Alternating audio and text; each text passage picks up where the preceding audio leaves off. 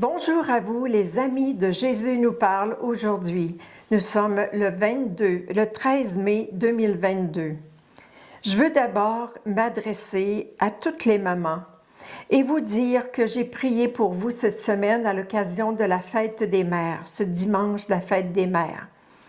Dieu vous a créé avec un cœur plein de tendresse et je vous encourage à faire fructifier ce don que vous avez reçu.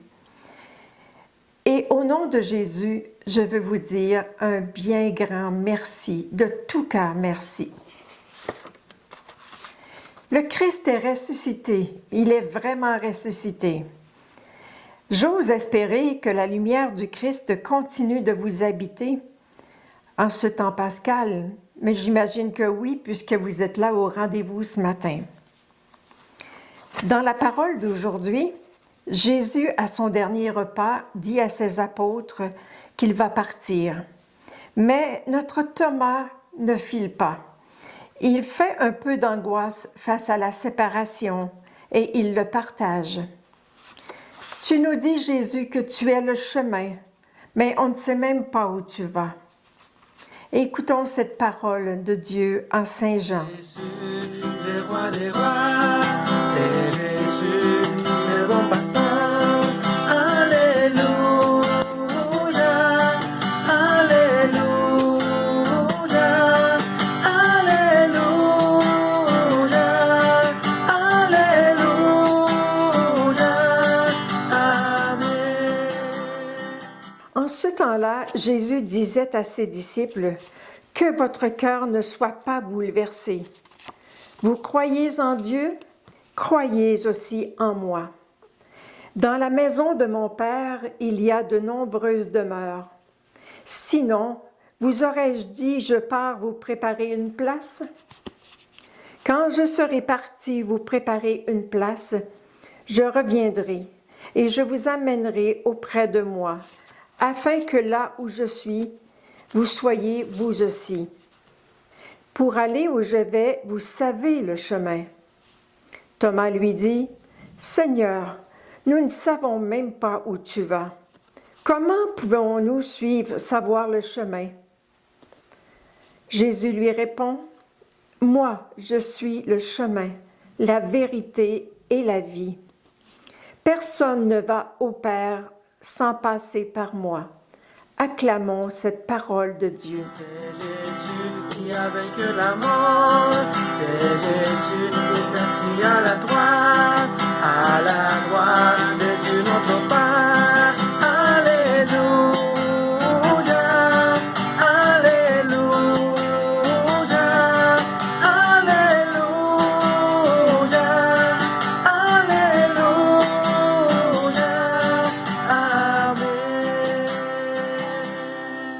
N'est-ce pas que c'est angoissant de se séparer d'une personne chère qui nous a fait du bien? Aujourd'hui, je vais m'arrêter à Jésus qui répond à Thomas, « Je suis le chemin, la vérité, la vie. » Quand Jésus dit qu'il est le chemin, il nous révèle qu'il est le seul moyen, la seule route qui nous conduit à son Père. Il nous le redit, « Personne ne peut aller vers le Père sans passer par moi. » Donc, pour nous apprendre le chemin, Jésus, le Fils de Dieu, s'est fait l'un de nous. Il s'est fait le chemin et par lui, je peux maintenant avoir accès au Père.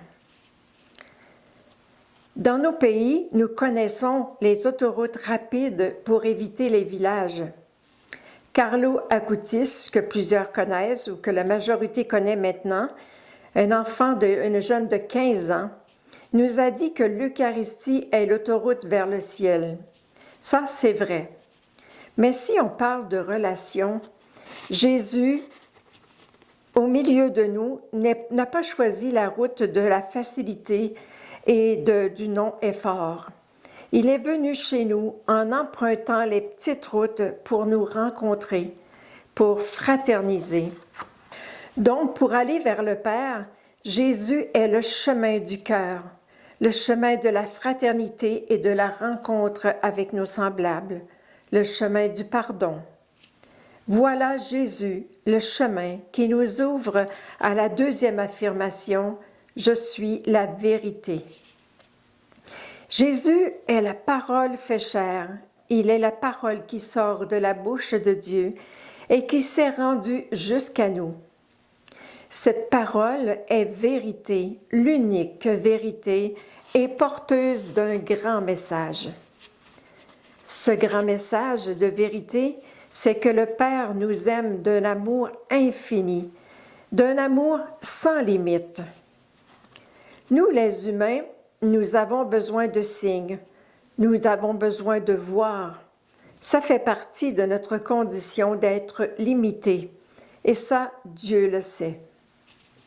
C'est la raison pour laquelle il nous a envoyé son Fils Jésus pour nous en faire la preuve. Il est la vérité venue nous révéler l'amour du Père.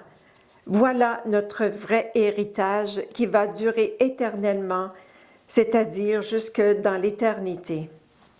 Alors là, oui, je crois que Jésus est vérité et je peux le suivre en toute confiance. Jésus ajoute « Je suis la vie ». Cette vie dont parle Jésus est la vie éternelle. Et qu'est-ce que la vie éternelle? Jésus nous dit que la vie éternelle, c'est que nous connaissions Dieu son Père comme le seul vrai Dieu et que nous vivions avec lui éternellement. Celui qui a le Fils possède la vie en Dieu. Celui qui met sa foi dans le Fils connaît le Père, car le Fils est l'image du Père, et c'est lui, Jésus, qui nous donne accès à son Père par sa mort et sa résurrection. Mais cette vie éternelle dont parle Jésus, elle est déjà commencée sur terre par la foi que nous avons en Dieu qui nous habite. Faire route avec Jésus et son esprit, voilà, ça change toute une vie. Jésus est tellement vie qu'une fois retourné auprès de son Père, il nous a envoyé son Esprit Saint pour nous permettre de rester connectés. L'Esprit Saint, c'est le Dieu des relations, celui qui fait le pont entre nous et Jésus. Ainsi, nous ne sommes jamais orphelins de sa présence. Nous sommes tellement aimés. Le savons-nous? Le voyons-nous? L'avons-nous découvert?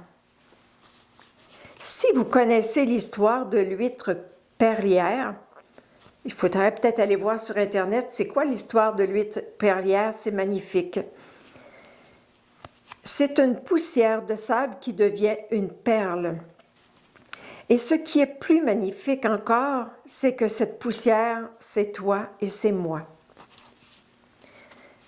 Si j'accepte Jésus dans ma vie comme chemin, vérité et vie, ça veut dire que j'accepte que ma vie, en communion avec le Dieu d'amour, devienne une perle de bonheur.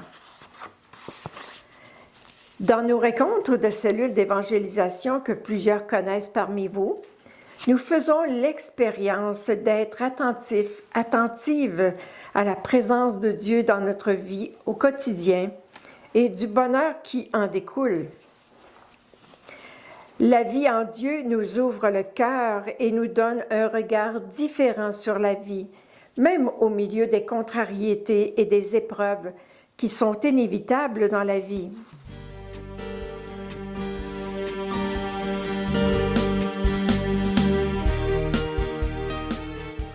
Pour terminer, je te souhaite d'apprendre de plus en plus à reconnaître Jésus, chemin, vérité et vie, et qu'ainsi ton cœur ne soit jamais bouleversé, parce que tu es habité par celui qui est la vraie vie. Demandons à Marie, notre Mère, en ce beau mois de mai, de nous aider à marcher en présence de Dieu en la priant ainsi. Je te salue Marie, comblée de grâce. Le Seigneur est avec toi. Tu es bénie entre toutes les femmes, et Jésus, le fruit de tes entrailles, est béni. Sainte Marie, Mère de Dieu, Prie pour nous, pauvres et pécheurs, maintenant et à l'heure de notre mort. Amen. Que la bénédiction de Dieu soit sur nous, lui qui est Père, Fils et Esprit Saint. Amen. Et que la joie profonde de Dieu ne cesse de rayonner en toi et par toi. Bonne route avec le ressuscité.